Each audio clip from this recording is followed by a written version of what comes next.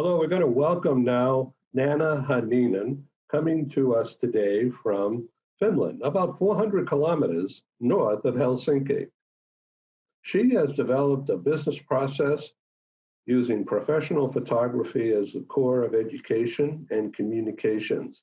She calls it the NEMO method. How you look at a picture can depend on who you are, your background, your culture, your approach to life. She uses this approach, looking at photography and discussing the meaningfulness of that from different perspectives. And this engages people. This helps communications, especially across cultures. Let's welcome Nanna Hänninen. So tell me, how did you come up with the idea of photography as a service? Yes, well, as you probably already know, that I have a. Can you hear me? Yeah. Good. I have a long career as an artist behind me, or not behind me. I still have some future in there, but I have been working as a professional artist for many, many years, and working all over Europe and also United States and so on. And at some point, I had a feeling that having my artworks, my conceptual art on the office wall or on the gallery wall, it's not enough actually, because there are so many thoughts, so many ideas in my art, and so many societal topics that are left, without discussing with people. So I thought that why wouldn't I try to bring art, photographic art, and art photography as it is into organizational development use. And I started to develop the method. I developed it for many years, and I actually put it into my I left it be for a couple of years in between, because I thought that the world is not ready for that kind of approach. The work life is not ready. And then 2016, I put the company up, and I started to do the pilots with clients to try to bring this new kind of thinking method, new kind of holistic method into work development. This is how it started originally. It's because I'm conceptual artist. If I would be a portrait photographer or a press photographer, I would not have come up with an idea of using ideas and concepts, even emotions, in developing work life. Show me an example of how a photo is a training device. Okay, I will show you a screen from a workshop that I was holding actually today with my, just a second, it's this one.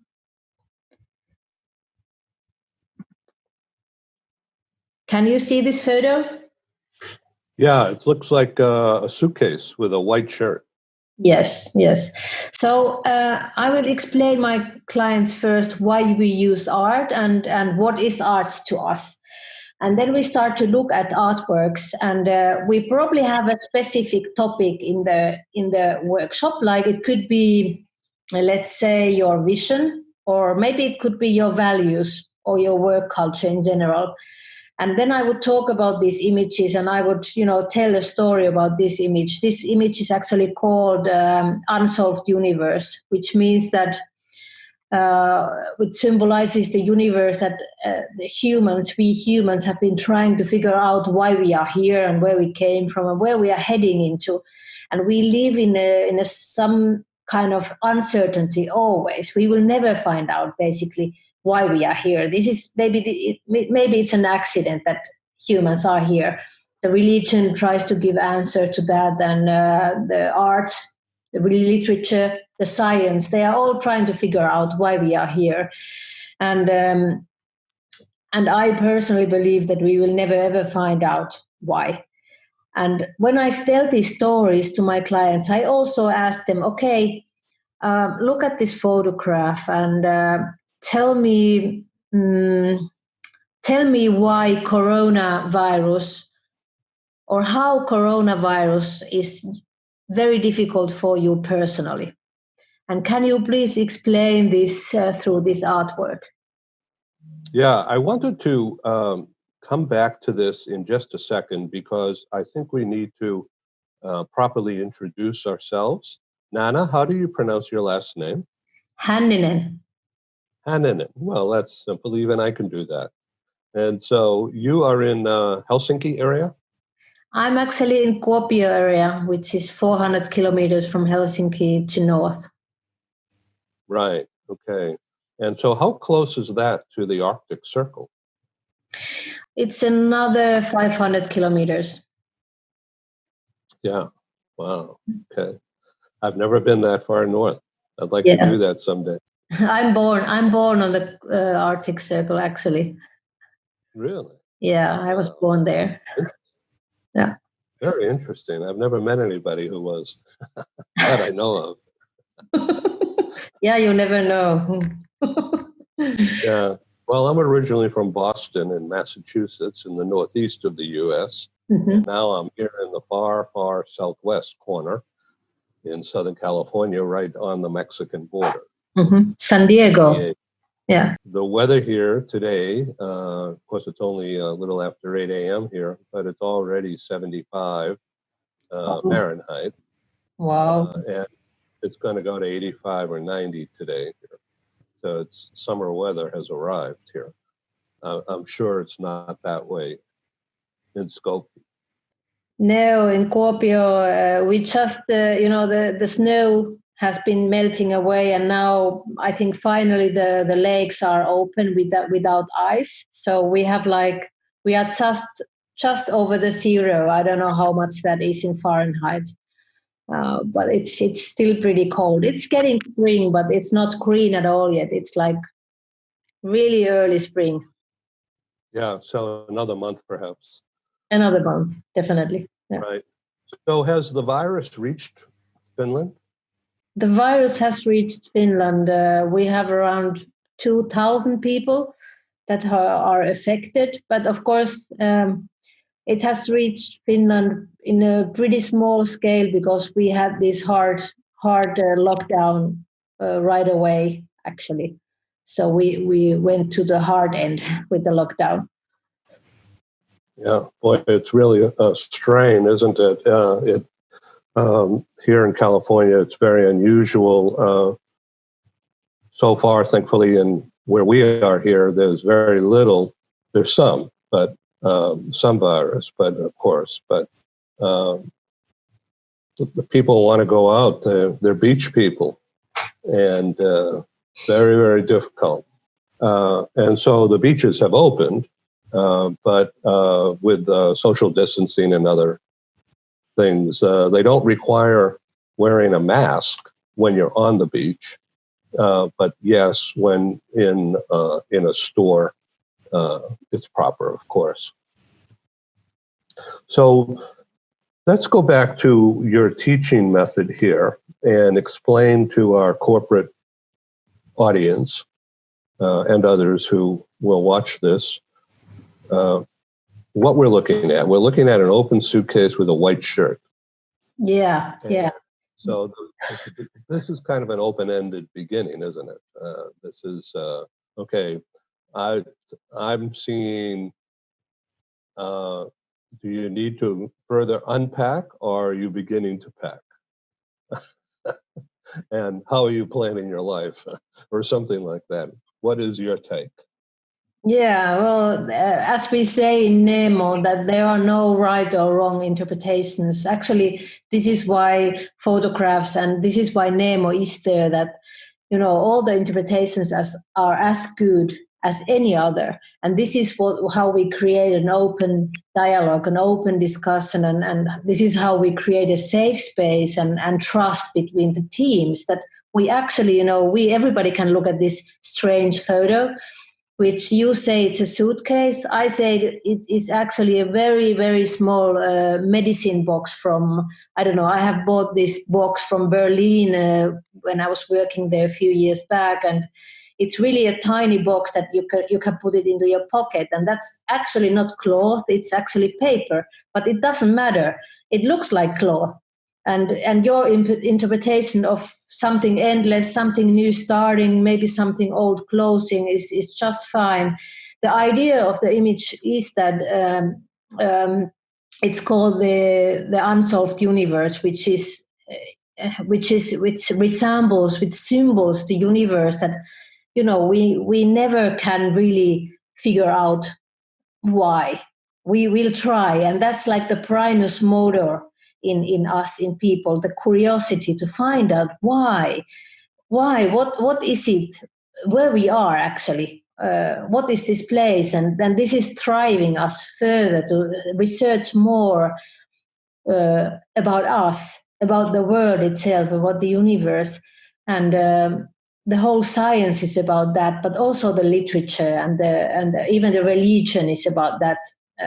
It's comforting us um, with the uncertainty, basically, because we will not know. We will not know what is coming in front in future, and we have to be able to live with this uncertainty, and that's also part of creative processes, and also part of running business.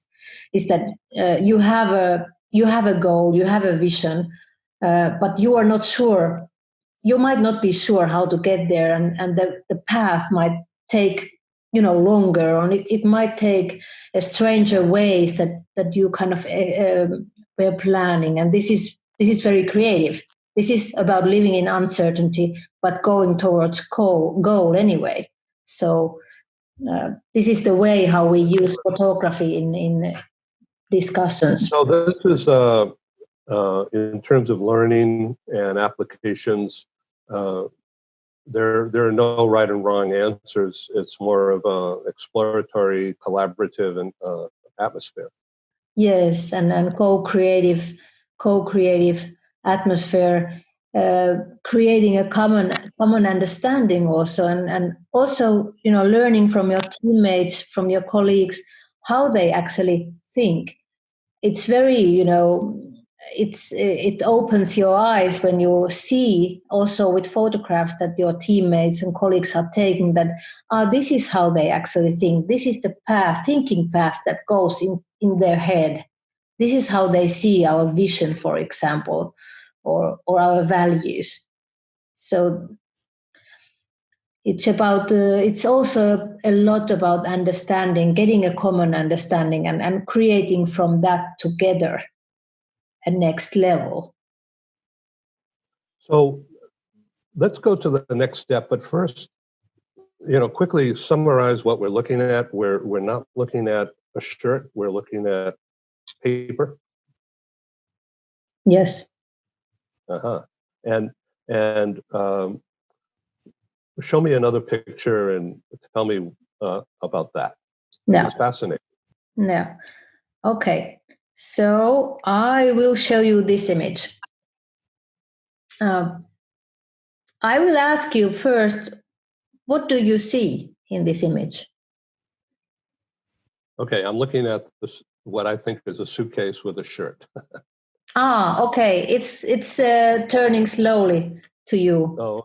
There is another slide already. Can you wait for a second? Oh, yeah. It's turning. Yeah. So I see that you have a process of licensing or franchising. Yeah. A training system Yeah. and a teaching method. I think that's fascinating, and we'll get into that later. But while I'm waiting for that image to appear. Oh, there it is. Okay. A balance of knowledge and self-learning. Okay. Yeah. So what am I looking at? I'm looking at what looks like a tripod without a top, some kind of a stand on which you would put something, maybe a music, some sheet music in a stand on top of that, or Maybe it's I don't know what it is, but it looks like it's on a piece of glass and that there's sand piled up. That's what I'm seeing. Yeah, that's very good. It's actually sand from Mojave Desert in California, and it's a mirror. It's hanging there. It's a mirror, but this work is actually called the knowledge, the balance between knowledge and self-understanding, and it talks about that we have lots of knowledge and information nowadays. It's not it's not difficult to get information. We have our Googles in our pockets, and we get lots of information. We actually have too much information right now. It's more about how we deal with this information, how we understand it, how we pick the right from wrong, how we understand what is fake news, because we live this fake news time right now, that there are lots of wrong and fake information going around. So it's more about how we kind of deal with this information instead of getting information, which was earlier times more the difficulty. When we were younger, we had to find the encyclopedia to read about things, and now it's Google. It talks also about that we have lots of information about how to run a good and balanced life, how to run a happy life. But as we are humans, it's very difficult to be in total balance. So our personal lives are often a bit not straight, but we work too hard often. We don't sleep enough. We might be doing sport too much or too little, but not the balanced way. So it's difficult to find this balance. So this work talks about that. And I could, for example, ask you now that how do you see a corporate culture through this image? Well, the fast answer is I don't, but I'm thinking about it. And I could see that there's a defined space where the mirror is and the sand is centered under this tripod in the center of the mirror. So I think that it could relate to this company structure and culture, and in the middle is the workload and the people, the brand, as defined by the placement of the sand pile. And everything's kind of neat looking with some smattering of sand on my right and your left, and a little bit outside that square box. It looks like there's what looks like a box. It's actually a reflection of the tripod feet. So sort of like there's boundaries, but not everything is really hardcore. There's some creativity allowed. Mm-hmm. I don't know. I talk too much. No, that's good. Well, I ask a further question. How about trust in cooperation? Can you see, if I ask what is trust in cooperation? In this image? Mm-hmm. Yeah. With the same image. So, okay. So I guess the universe of rules and regulations and relationships are within that mirror boundary, but everything seems to be centered in the middle, means that there's a set bunch of rules that must be adhered to, and very little deviation. That's what I look at. Mm. Trust usually is really between people, and if you break that trust, it's very difficult to kind of bring trust back. So how to kind of create trust and how to keep trust, how to keep the trust in balance. There is only this one string that is holding this strange thing that is hanging in the air. Actually, it's hanging from the roof. from the ceiling, this mirror with the sand, and if you kind of if you turn it a bit, or if there is some wind, the trust kind of, or the cooperation might be, keeping on the one side or the other. So trust is something that is very strongly between people. Let's do another one. Let's see. Let's have the boy.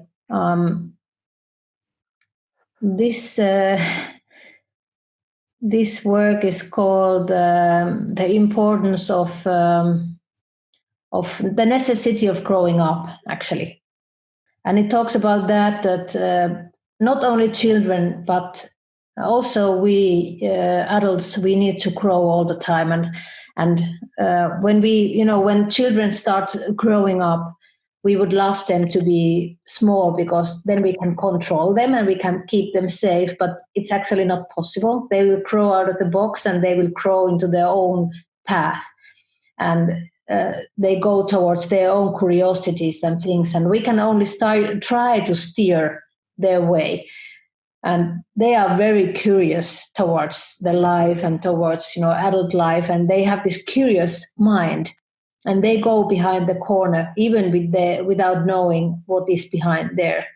And this is something that us adults also should cherish more, this curiosity and this braveness in us, that we go in places where we are not so secure, where we are not always in control, but we kind of grow all the time. And it's also important as humans to grow, to get more self-understanding and to get more understanding from other people at the same time. Also, there is this background behind the bow, and it talks about that we don't really know what kind of future the future generations will have. And I talk now about the climate change, which is the biggest threat to all society right now, the whole world. Of course, Corona is now much more accurate, or it's going right now, but the really big threat to our society is actually climate change in the future. We don't know how our children and their children can live on the planet. This is my son, actually, when he was 7 years old. He's now 11. Right now, there's no picture of a boy. Oh, okay. So I think the connections are a bit bad, but I'll try again. Do you have the boy now? Yes, I do. I see it. Yeah, the connections are obviously very slow right now. We are on the other side of the world. Yeah. It's amazing, isn't it, how it still works fine. Yeah. So is this a current picture of your son? Yes, this is, well, he was 7 years old when I took the photographs. We were having a holiday in Provence in France. And I was photographing with my family, which I do sometimes, that I create images with the whole family. And here was the whole family together in the night time in France. Very nice.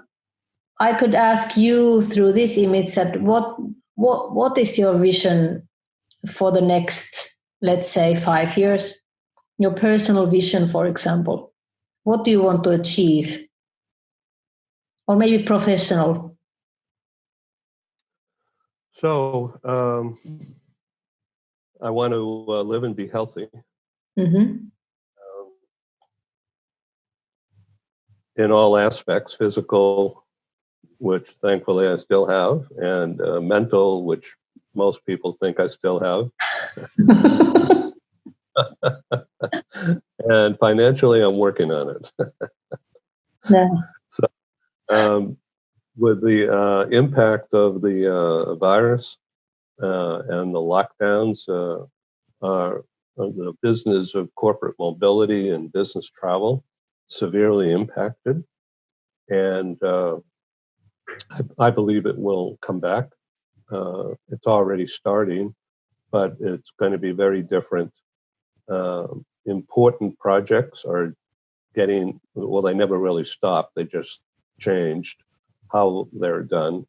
But now there is movement. There's some people setting up business travel but no corporate meetings, no big events. And that was a primary part of my business. So I've been reinventing our products to do more based on our website, in other words, e-commerce. And I've been working on that. I'm actually quite enthused about that. So I think that that's going to grow because I'm doing most of the creation and the implementation myself. I have very little financial risk. So I think that that will become profitable pretty quick. So I'm optimistic about that with good reason. In terms of our live conferences, someday we'll do them again, but I've been learning, frankly, how to do this, how to do a video link conversation. And so you are number 3. I've just begun, and I'm trying to focus on this little camera thing on my laptop without looking around. So I'm sorry for my eyes dotting here and there. So I'm trying to stare at it, but it's disconcerting actually. So I need to get better at this. So thank you for experimenting with me. Yes, well, thank you. I actually agree with you that we have also been changing everything we have been digitalizing all the services that we have, and we have already been running workshops for big corporations through internet like this, that all the team members are sitting from their homes, and the management board has a name of workshop, and we look at these photographs and everybody's at their own home, and we are talking about, for example, COVID crisis with them, and we have been able to turn the business actually into a new way that we were actually planning to do that in maybe 2 years time, and now we are doing it right now. And okay, we are also a startup. We don't have financial risk so much, so we can be agile, but it has been demanding a lot of work from us. But actually, I don't know, my question to you is, are you going to go back, or are you actually having, do you actually see some positive things in this, that you are putting everything into, digital and e-commerce and so on? I like to shoot photos also. And now I can see. Yes. Okay. Yes. All right. So it looks amazing. What is that chair doing there? Well, I'm outside on the deck, and you see those fences there. Those are actually tennis courts. Yeah. And this is when we had about 4 or 5 inches on the first day. And then it kept snowing and snowing and snowing for 2-3 days. We wound up with 42 inches. So the snow was quite high. It is, yeah. Even in our measurements. Yeah. So I'm going to show you this. All right. Yes. Let me know when you can see that. I can see that. Okay, so this is an image that was sent to me from Australia, where it originated. And it depicts healthcare workers holding the world on their shoulders. Yeah. Just symbolic of the importance of healthcare workers today and first responders and the virus and the fact that it's a worldwide problem, as we know. Yeah. So I'm using this image as the cover story in a new publication that is going to launch later in my day today, worldwide, and will bring coverage and honor to healthcare workers. Yeah. And part of a a storyline. I'm a publisher, so think in terms of narrative and storyline. So I want to show you that I want to show you the front page of the magazine, if I can find it right. Okay, right here. All right, so let me know when you see that. I can see that. Okay, so this is the I'm calling it front page, and this is going to wind up on my home page, my landing page on my website. Mm-hmm. And this is, no one has seen this really. It's just been an internal development over the past week. So here's the picture. This is my headline. See, world heroes, health workers, first responders. So, and then underneath it is, that's a picture of me and my publisher's memo and a quotation from a very senior corporate human resource officer about the role of CHROs, in other words, corporate human resource chief HR people, about the role they're going to have now, bringing people back to work and team building and employee engagement. And what you're talking about in the NEMO process is almost exactly what this guy's talking about somehow bringing people together, engaging them, and getting them to see the new world of doing things. And because all the rules and regulations are out the window, actually, so many people working remotely, how do you motivate? How do you control? How do you engage? How do you explain what the purpose of the company brand is in this new environment? Yes, you definitely. That's Sandy Ash, who's a client of mine. And so she wrote this book called Roar, and it's all about group dynamics in a company and getting people to work better under stress.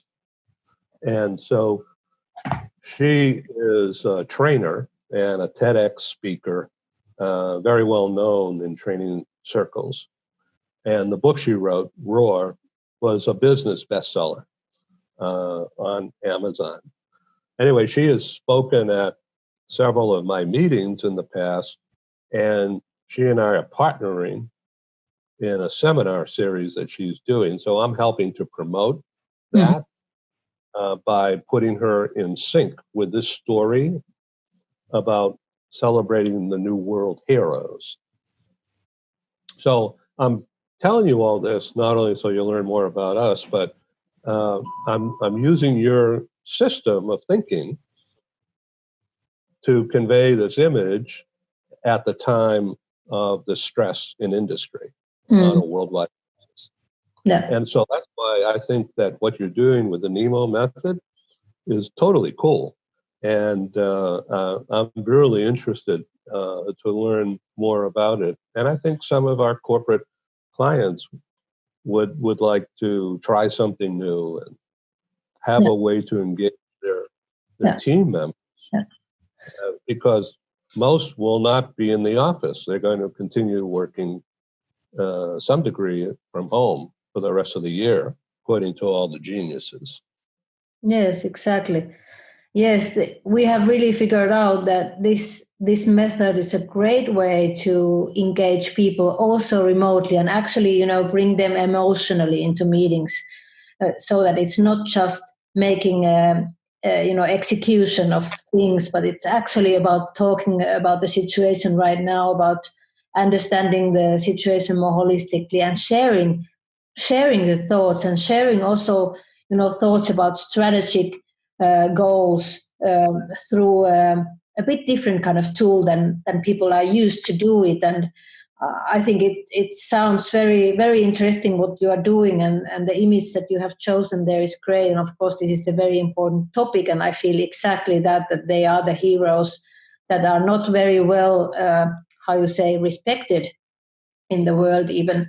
I just held a remote workshop. Actually, we call them Black Swan workshops because we say this is a black swan. Yeah, Corona is a black swan. Although somebody says it's a white swan because we knew it. Yeah, there is a researcher who says that it's a white swan, but we anyway call it black swan. And I held a workshop for a very big energy company here in Finland. And the CEO of the company says that he has been growing a lot through this crisis because before this, he didn't want people to work remotely because he didn't trust them. And now the CEO said in our webinar in front of our audience that he has been not stupid, but he has been like untrusting, and he has now learned that actually his colleagues have been working almost better remote than face to face. So he will definitely change his way of being a leader in the future and letting people to choose if they choose to work from home, because he trusts them more now. And he also was thinking like through a coronavirus like that, he would be willing to talk about the work assignments that we have, that should we have them written actually in our contracts. If we didn't write them down, we would be much more agile to do different things, whenever it's needed. Like in a crisis like that, it might be that one day you are a CEO, but next day, because there is a crisis, you have to actually have another role. So you would be more flexible. All of his staff would be more flexible in difficult times, for example. So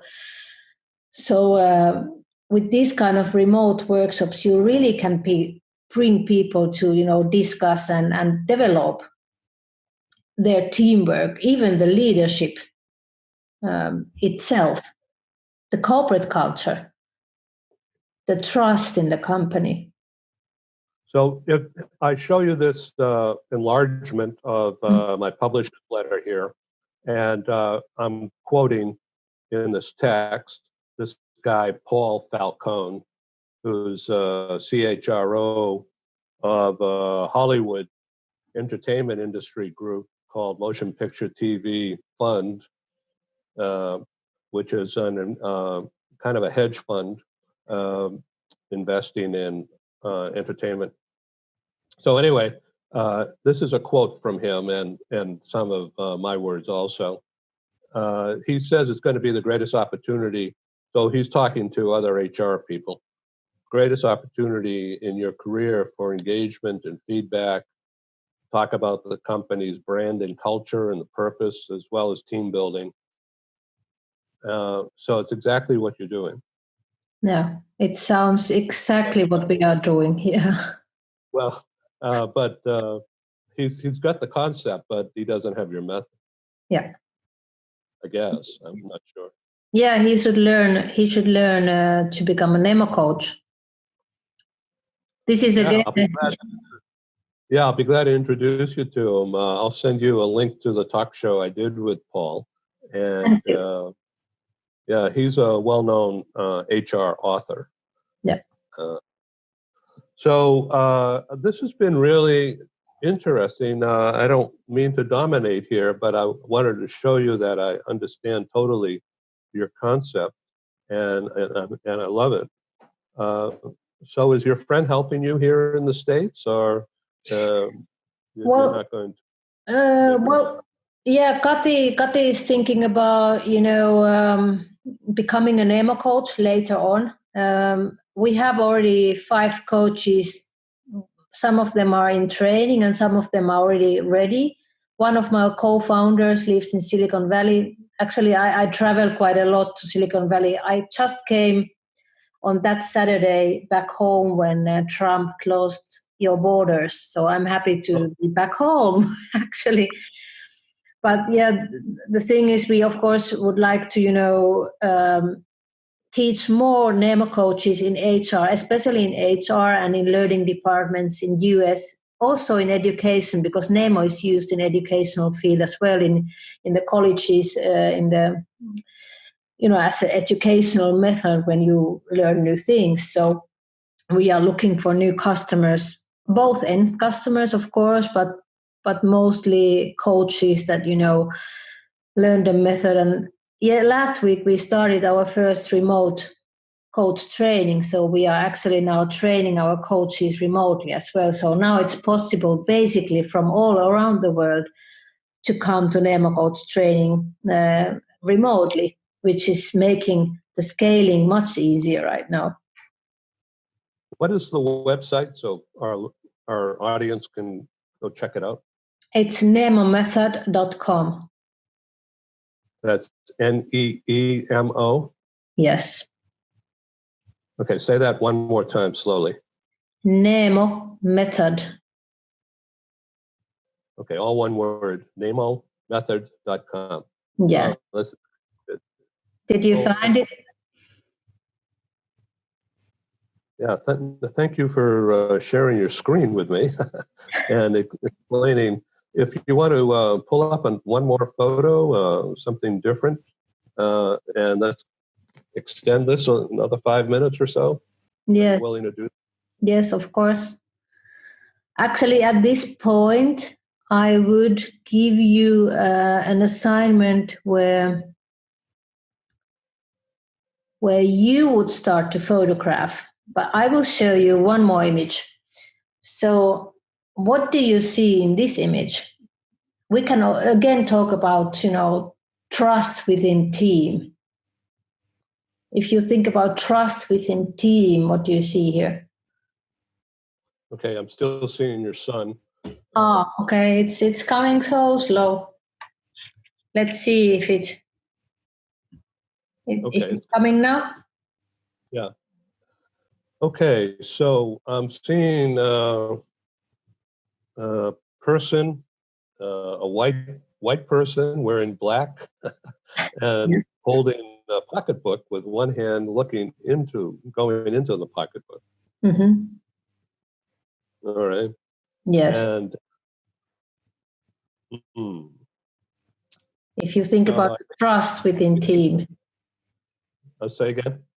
If you think about trust within teams, for example, through this image, what that brings into your mind? Well, I assume that the pocketbook is this person's and not someone else's. Mm-hmm. Yes. Well. Okay, so with that in mind, if this person's sitting in a meeting and going into their pocketbook, that means that they're not paying attention to the meeting. That's true. That's true also. Well, okay. Well, they could be looking for their telephone. Mm-hmm. Yeah. I don't know. No. This image. A little hard. Yeah, that's okay. This image is called The Mother's Handbag and the Importance of Curiosity and Other Mysteries of Life. And this talks about actually generational chain, because it's my mother's handbag and it's my daughter who is holding the bag and it's me who is taking the photograph. So there are 3 generations presented actually in the image. And I'm talking about the knowledge that passes from one generation to another and then again to one more and so on. So we pass lots of, even unsaid things, even traumas, they, pass along in families, even though if nobody ever mentions those traumas that have happened like 3 generations before, but younger generations, they still kind of suffer from those with traumas. And also generations, my mother has given me lots of knowledge that, I also give to my daughter. And it talks also about that my daughter is kind of, looking into the adulthood life, which is the woman's handbag, which has everything in there, as we know. Women have everything in their handbags, but this girl is kind of starting to grow up as an adult and looking into the back of woman's life, of adult's life also. So it talks about that curiosity and the mystery of becoming an adult. But when we talk about trust, we could also think that maybe this is somebody else's purse. And real trust is that you actually let this other person to go into your own purse. That's real trust, because you have to trust that person in order to let this person go in there. And we can talk about this trust and about not knowing, about not controlling. How can you trust in team? If you're a team leader, for example, how do you learn to trust your team members, that they do what the strategy is, what you together probably have been writing down, what your common goal is, and you have to trust this person even if you don't see what this person is doing. And especially now in remote working mode that we are, the leaders, they really have to be able to trust people without putting these strange apps into their workers' computers that I don't know how to say this in English, but I have read about those, that they have been building these apps now for workers that they can control how many hours they are working and so on and so on. This is not happening in Finland. We are a trust-based society. It sounds like a wonderful place. I'd like to come and experience it someday. Yeah, hopefully you can travel. Thank you, Nanna Hänninen, NemoMethod.com. It's an honor to be on your show, and you on mine. Yeah, bye. Thank you. Thank you.